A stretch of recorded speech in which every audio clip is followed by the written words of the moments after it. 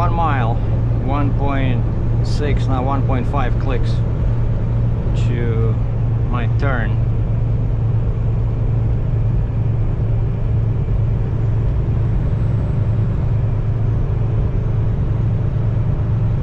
So yeah, the right lane is 52 south, and it's also a 63 east or south. Cool. So I'm gonna take that exit. 600 meters, turn right onto the US 14 East, US 52 South ramp to Winona, Preston. Yeah, and then I'm gonna look for a 63 exit. I'm not gonna go like this, how Google wants me to go. Exit 15 miles per hour. That's not good. Turn right onto the US 14 East ramp.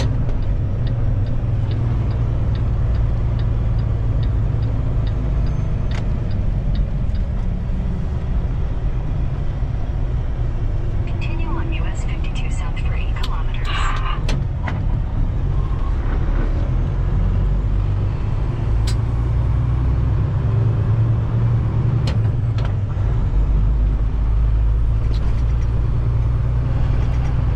Yeah, basically it says 8 kilometers there'll be an exit for that obscure 11th Avenue. We're not gonna do that. So probably in 5 kilometers there'll be an exit for US 63 South.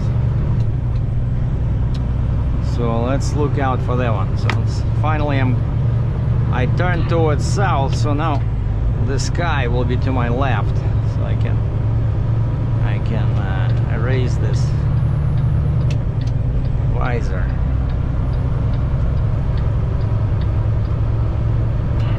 And this is Rochester. Rochester, Minnesota.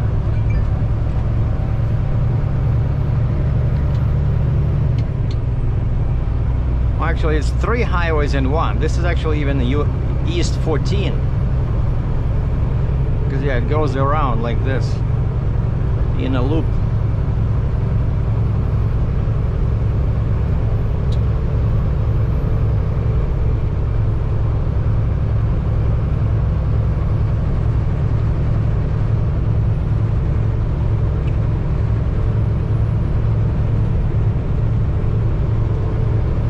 Yeah, it shouldn't be too far, somewhere.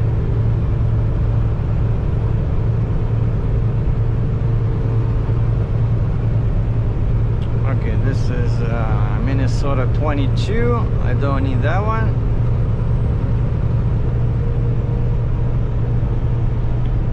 Oh, 14 East exits first, so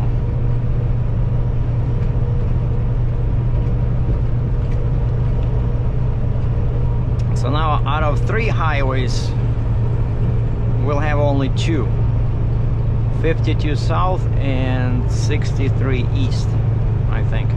Yeah, see, that's 14. Gone. Good riddance. Now we have 2 highways only. Now we're looking for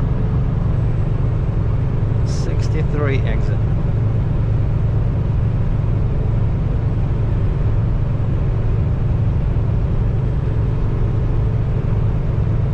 So yeah, the plan was to get to Morris, Illinois, where I spent the night on the way here. There's a big TA over there, and I like that they have lots of grass where I was able to walk with my Nordic sticks, right? But that's 2 hours from Iowa 80. But actually it's very early, right? It's only 9 o'clock Eastern time, so 8 o'clock local time. So I'll probably be at Iowa 80 around 1 or 1:30. So I can do another couple of hours. I'll do maybe lunch over there.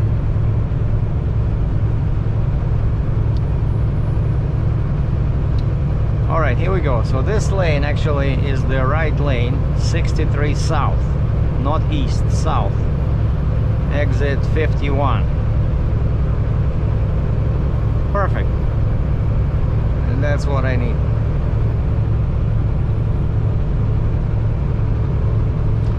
And back in the days when... Take the 11th Avenue Southeast exit. No, we're not doing that.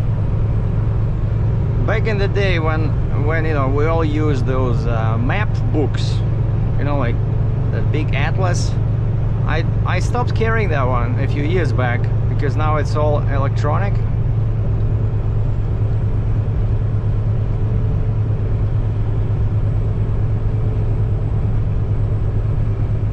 But back then, I was always, you know, I liked how they showed you the quality of the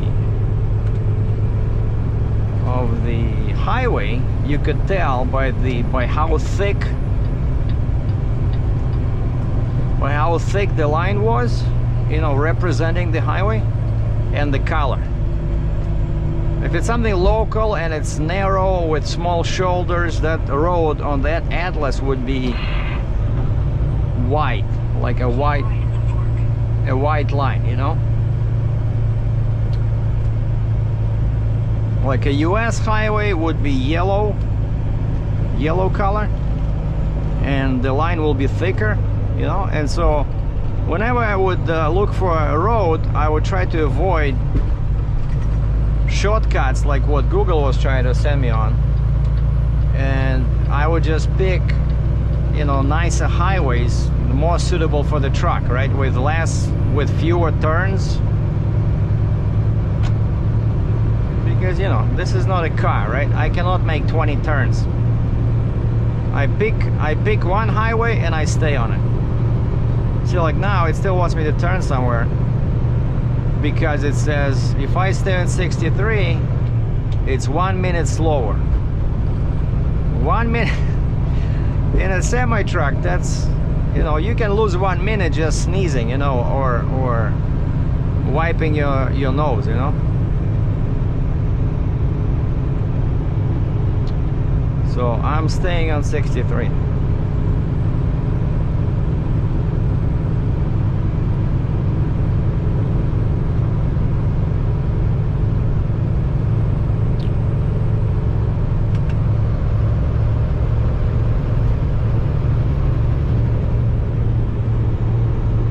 Let's see, this next turn, it wants me to go on some kind of Quarv Road southeast.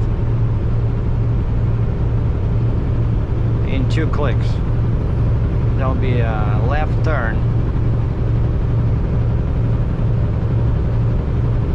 But now it's a similar ETA. Now that 1 minute is lost, the notice is no longer there. It just says similar ETA, so 1 minute is nothing, you know. Even when this thing sends me on a detour, let's say there's some big traffic jam on an interstate, unless it says something like 2 hours slower, then maybe I'll take the detour, because usually the conditions on the freeway improve faster than on the local road.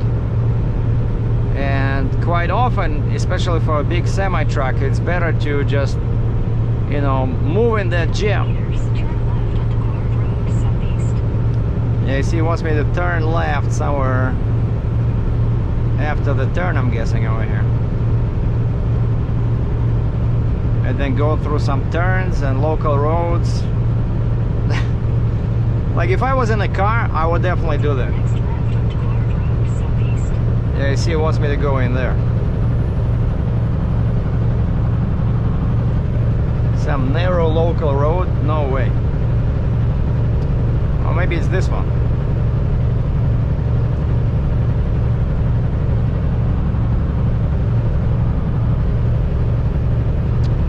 So yeah, if I was driving my Charger, I would definitely take the shortcuts, because it's more, it makes the trip a bit more interesting. And in a car you can definitely save some time. And that was a cat deal. I was just trying to see have I ever been here before? But I don't think I was.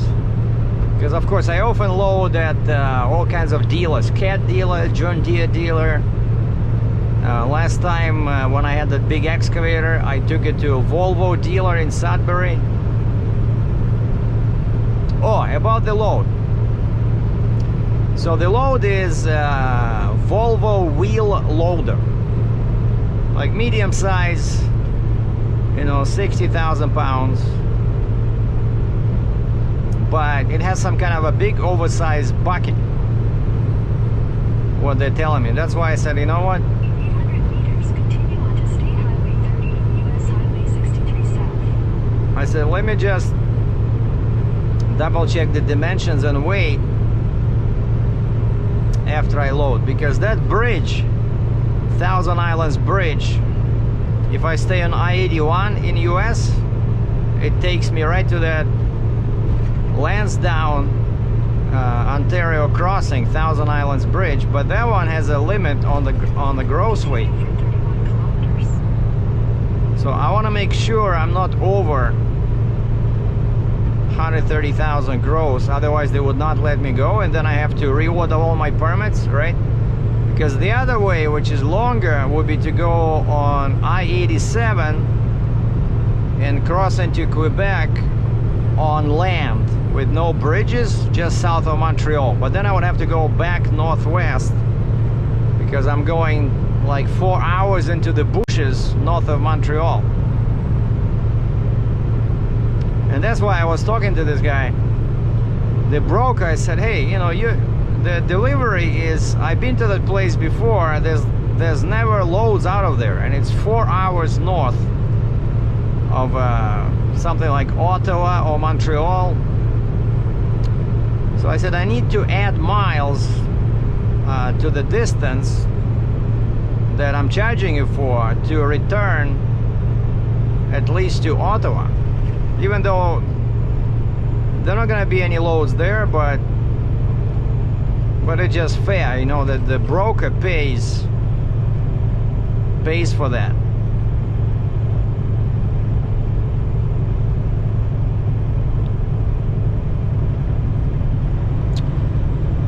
And so the guy agreed, even though my rate was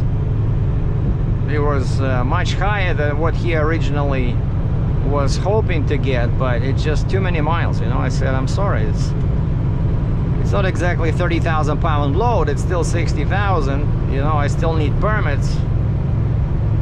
And so we agreed on a rate plus permits. So once I get all my permits, I'm gonna send him copies, and he will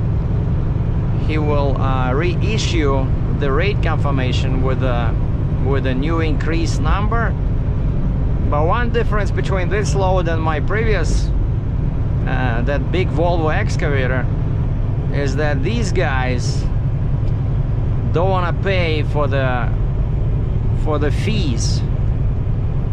They just want to cover only the face cost of the permit. Basically, when I send them the permit, if the permit says $250, that's all they gonna use. They're not gonna use the fees, you know, that my permit broker charges. Whereas on the previous load with that big excavator, they also asked me for the final invoice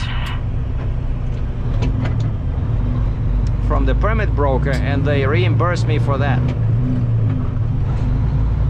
which was nice.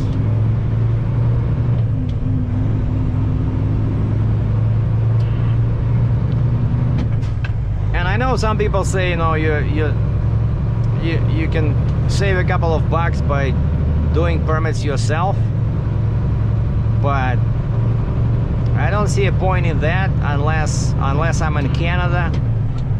In Canada, I order permits myself directly. Like I can do Ontario. Yeah, Quebec I hire a broker, because you need to speak French to order the permit yourself.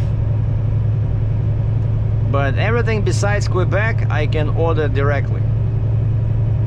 But in the States, right, because I'm Canadian, for me it's just easier to deal with one company. My permit broke, I go to their website, I just fill in whatever they want me to fill in, click send, and then I don't have to sit at the computer, you know, waiting for some questions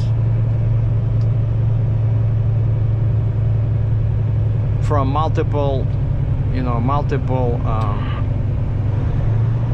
parties, right? Because if I order, let's say 3, 4, 5 permits at the same time, then you have to, oh, something is wrong here with your axle spacings, you know, and so you cannot drive. I don't know, you have to sit and order permits. What do you want? Why are you blinking over there? 30 miles per hour, I'm doing like 28.5. 30? That's me? You sure? All right then. So then we're good. Stop blinking.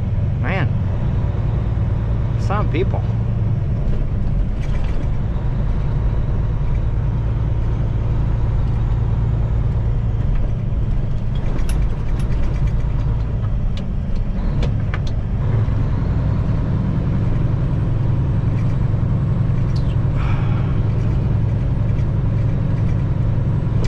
I talked to my accordion guy in Moscow.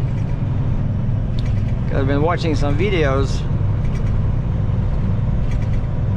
where they show how you can make that Russian Garmoshka, that Russian folk accordion, sound like a real accordion, you know, with the tremolo and musette and all kind of good things, right?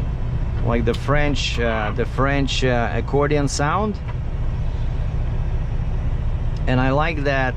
That's my best sound, you know, that modern French accordion. Like it has that, just so beautiful, you know. It has that musette, as they call it, a tremolo, or as my tuner mechanic Ron calls it, vibrato. And so on my next accordion, which I'm picking up in December in Moscow when I go for a visit, right, I'm gonna have 2 switches over there. And so the accordion has 4 voices on the treble and 6 on the bass. It's gonna be like, it's gonna be sounding so sweet. But those 2 switches, and you can either use your fingers or you can use your chin. So they're called chin switches. They're right at the top here, so when you play you can use your chin to push in the switch. And so switch 1 is all voices, 4 on the treble side, and switch 2 kills the lower reed block, which is the baritone, like the low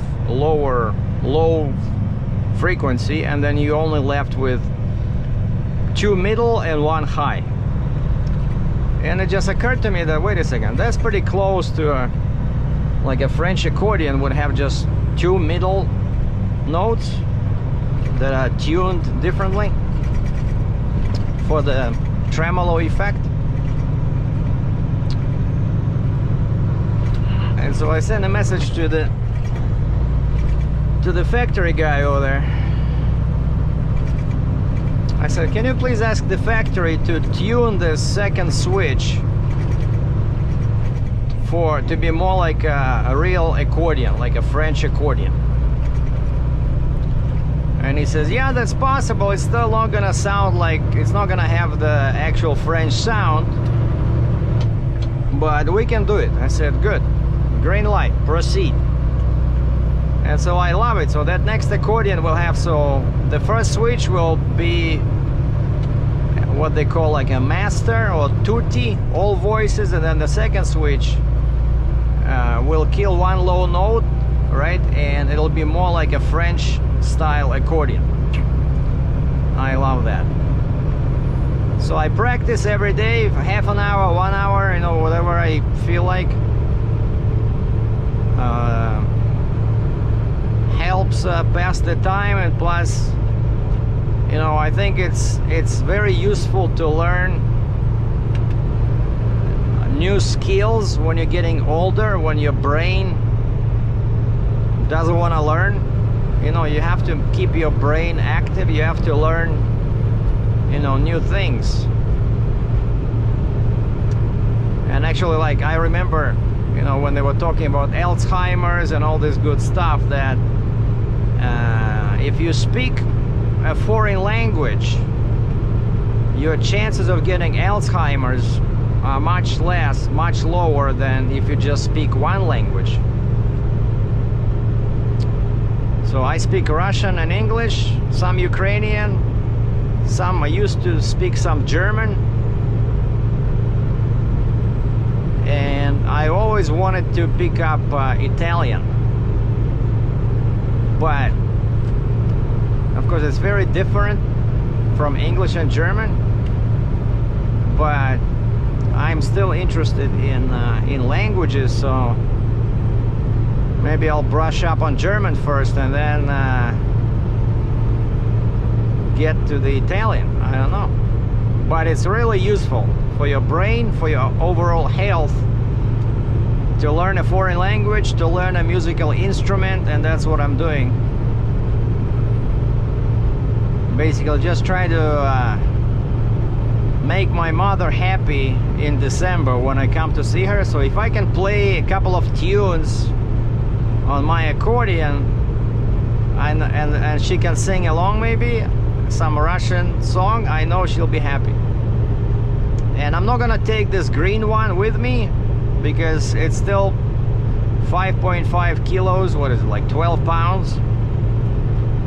Because in December, right, so this other more advanced custom accordion will be ready, and that's perfect. So I'm gonna leave this green one here in Canada, and then I'm gonna fly to Russia, go pick up that fancy custom accordion, the one with the 4 voices and the French accordion sound on the other switch.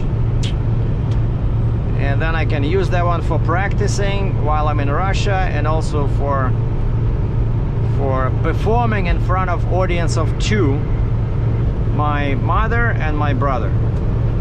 Oh, and my brother plays the guitar. He used to play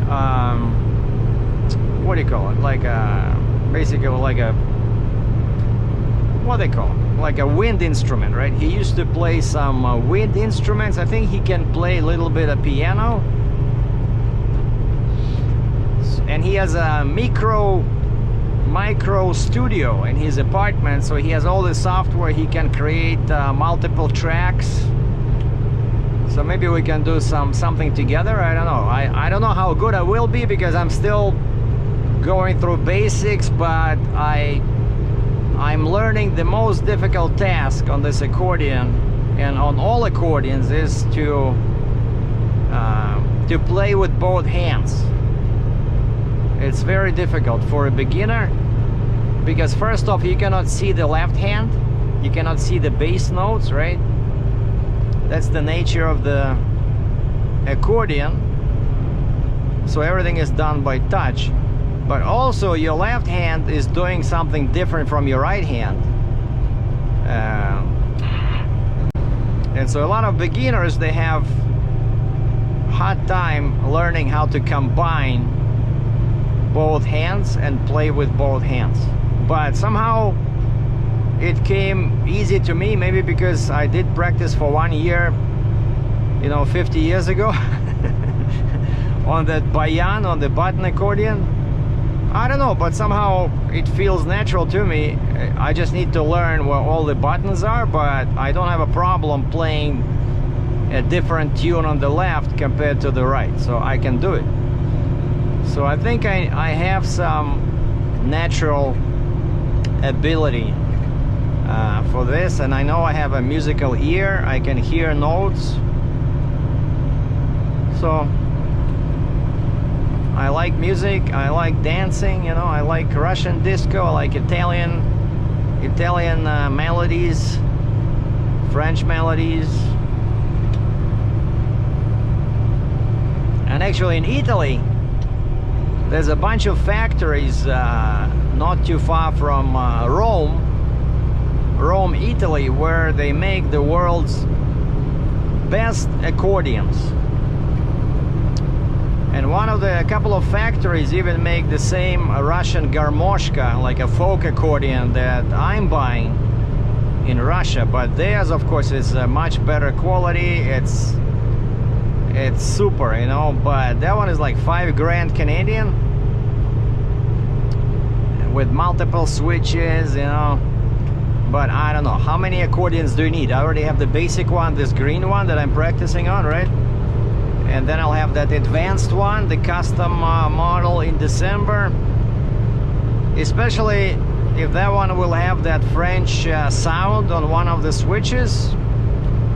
That's all I need. But if not, I was thinking it would be a cool idea to order another accordion from Italy.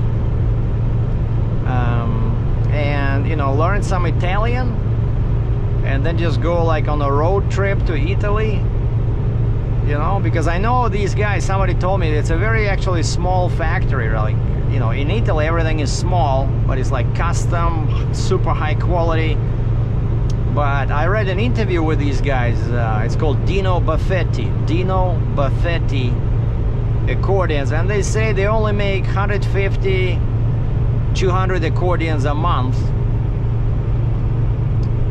But check this out, like if they're, but it's all high-end, so one accordion can be anywhere between $3,000 and $5,000. So these guys are killing it, you know, with these high-end accordions in a small shop.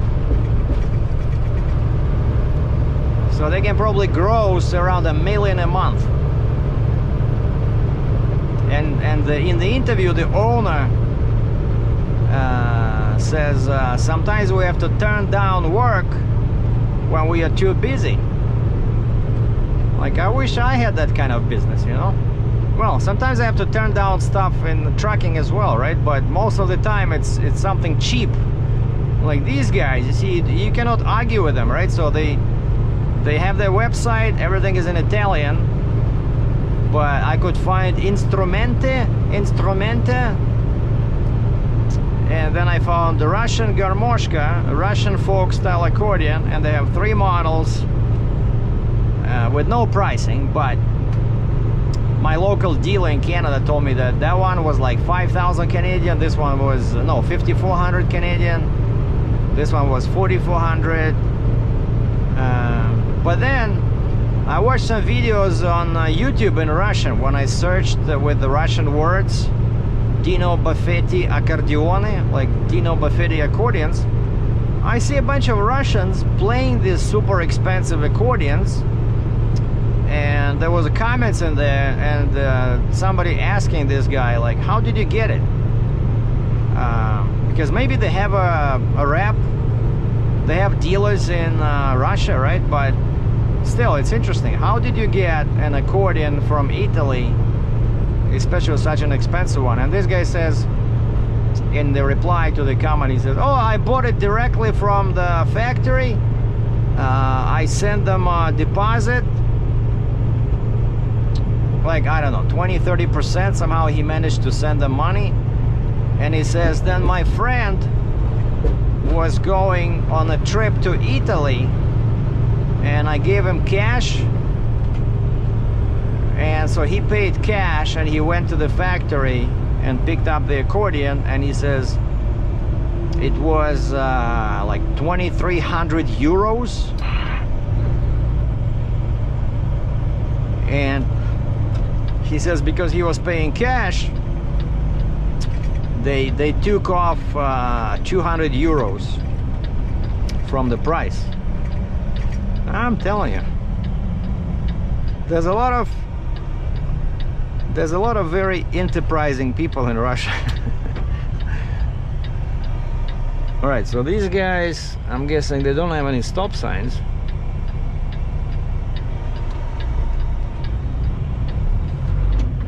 Yeah, the highway turns here for some reason. 63.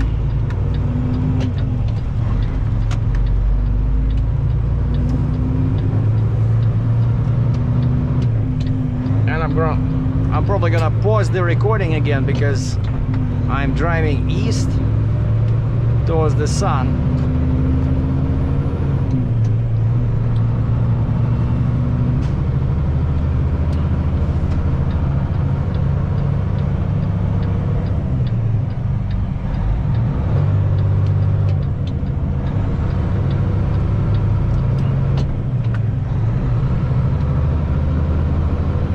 Yeah, it started as a 2-lane, then that 1 lane turned into a shoulder all of a sudden, with no signs, nothing.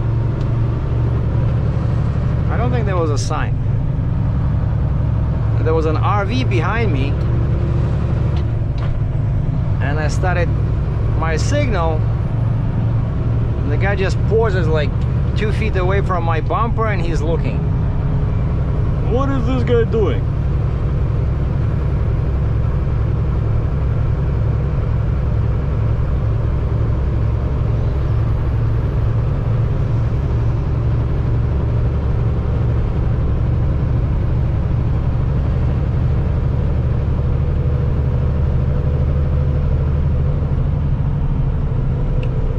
Actually, it's not too bad, right? We can keep talking. So what else you want to talk about? Yeah, by the way, I changed the name on that second channel because I discovered that the word, the Russian word Garmoshka is actually used in the West. Garmoshka, that's what this Dino Buffetti calls their line of Russian accordions. They call them Russian Garmoshka. And I searched with that term on YouTube. I see that's a valid term. And so people, as soon as you use that word, Garmoshka, people know what it is. They know that the technical term is chromatic 2-row button accordion. And chromatic means that you have the same sound when you pull and push the bellows, because there's diatonic accordions, like in Ireland and somewhere there, where the same button produces different notes, one on pushing, one on pulling the bellows, which is totally crazy. But that's what all accordions were like, that, with 2 different sounds in and out back in the beginning of the last century. And then in Russia and in Germany they switched them to this the same sound, so that's what they called chromatic, or in Russian they also call them chromka, garmon chromka, which means exactly that you have the same sound pulling and pushing the bellows, right? But that's what it is. So it's Russian Garmoshka, and so I changed the name of the channel from Russian accordion to Russian Garmoshka.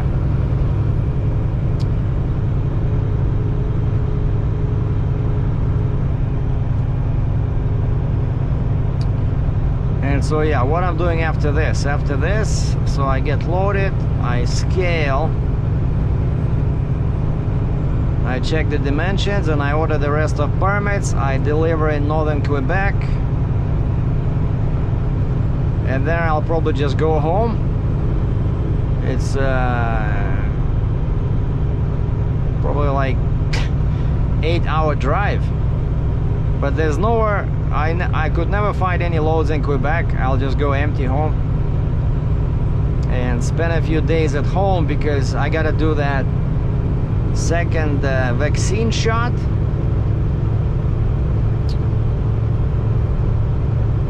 And I gotta extend my my annual permit. Like, I have Ontario enhanced permit,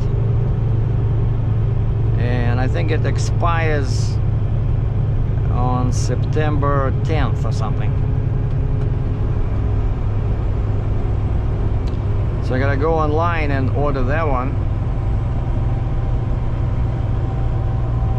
Of course I can do it from anywhere, but I still want to spend a few days at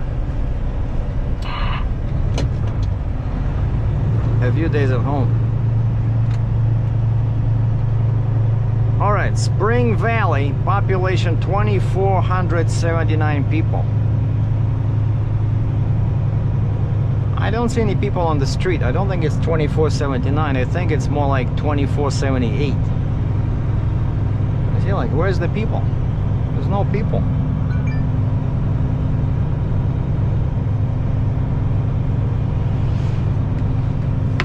Oh, the sun is already over there.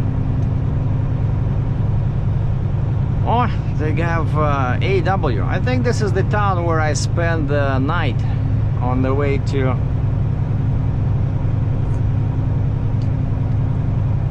to my consignee. Yeah, I think I was at this truck stop over here. No, wait, not this one.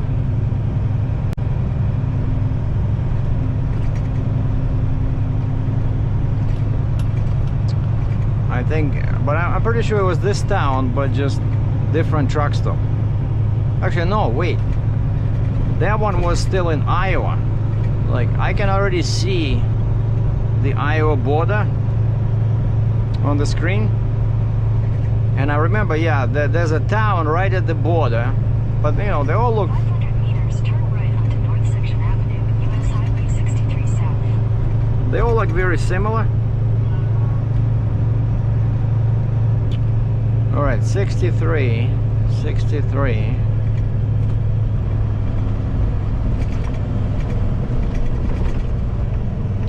63. Take the next right onto North Section Avenue, US Highway 63 South.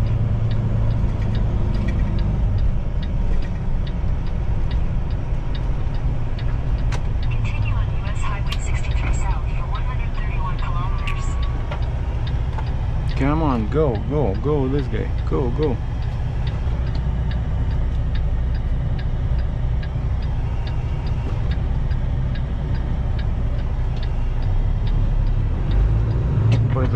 But of course, as soon as that guy left, this guy showed up.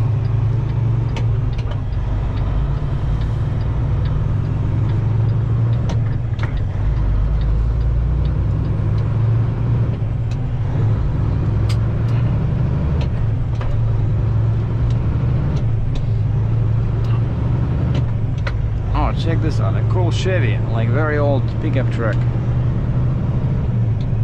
I like old pickup trucks.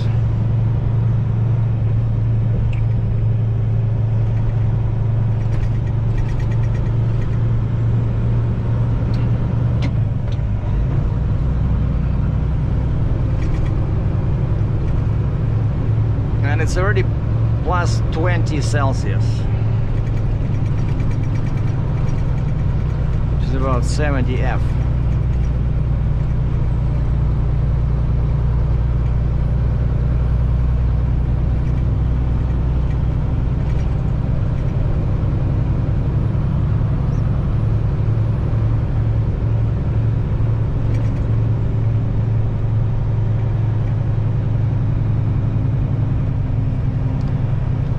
What I'll do, I'll keep recording. If the GoPro doesn't die, I'll keep recording till I reach the Iowa line.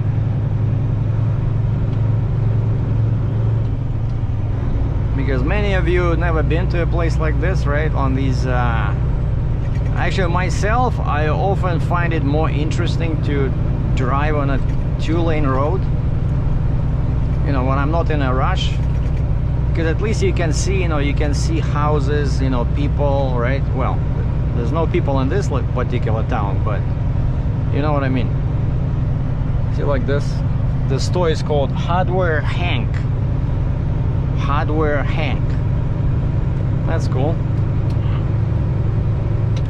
Like when you're on the freeway, right? There's nothing.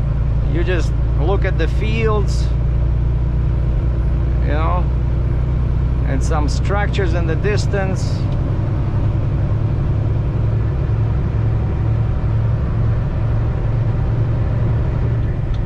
Yeah, Chester, oh, that's where I was. Chester, Iowa. It says 13 miles. Chester, Iowa. But it's all, see, it's all fields. Corn, we have corn on the left, as far as the eye can see. And over here, I'm not an expert, but that can be like something like soy. I don't know.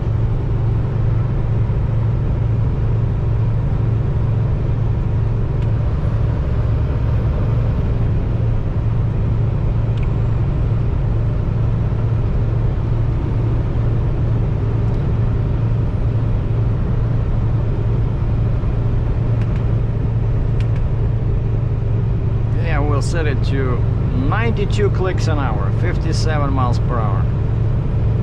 What does my favorite Canadian trucker book says? Choose your speed to be the lowest that will get you to a destination on time, right? The lowest speed that will get you to your destination on time. And my destination is Monday, and I have 3 days to get there, so no reason to rush.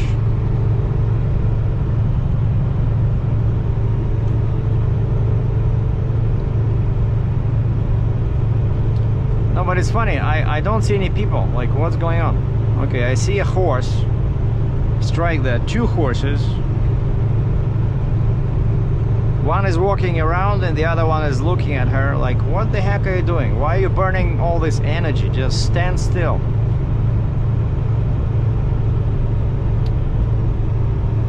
No sharks in the water this time of year.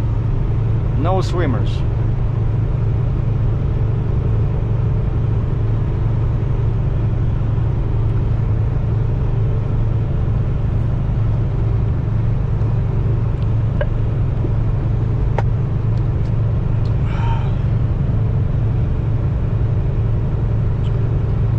So yeah, this next load is gonna be at first they said 10.6 wide, and then the guy corrected himself. In the next email he says actually it's gonna be 11.1. Shoot, there was a stupid squirrel sitting right at the line, but it turned back because, you know, I don't want all that blood on my tires.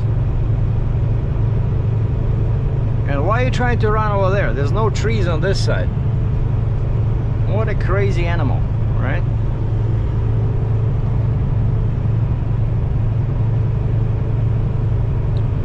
And so I ordered the permit for 11.6 to be on the safe side. That's why I'm saying that for the next last 2 permits, I want to make sure I'll double check the dimensions, because, you know, first this guy says 10 feet 1 inch, then he says, oh, actually it's 11.1. And then they told me the height was 11.10. And so I'm asking the permit for 13.10 overall. But still, you know, it's good to double check, right?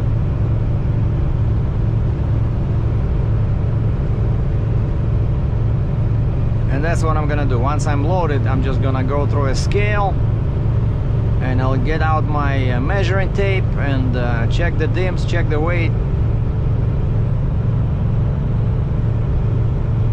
And first day, whenever I load over there, and I'm loading in Baltimore port, the first day I just usually stop at Duncannon over there, the Pilot, Duncannon, PA on 83, just north of Harrisburg, because after that you have a curfew area where the curfew starts at 4.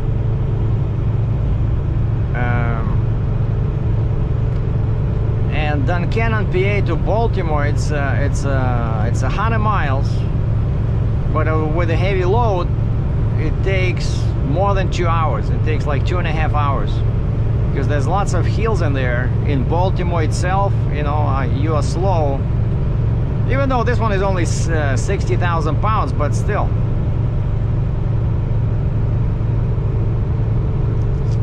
And then I still need the Pilot. I just remembered, you know. For the Maryland, I think once you when do you need that civilian escort? I think over 120. Once you hit 120,000 gross, you need 1 Pilot. And then if you go over 150, on top of that Pilot, you also need the police Pilot, which costs $200, and they just add that cost to the permit. So last time when I had that Volvo excavator, it was 70 bucks for 41 miles between the port and the PA line, plus 300 for the Pilot, for the civilian Pilot. So over $1,000 just to get out of Maryland. But again, those permits were compensated by the broker together with the service fees. So this time I'm not sure if they will pay me back for the pilot.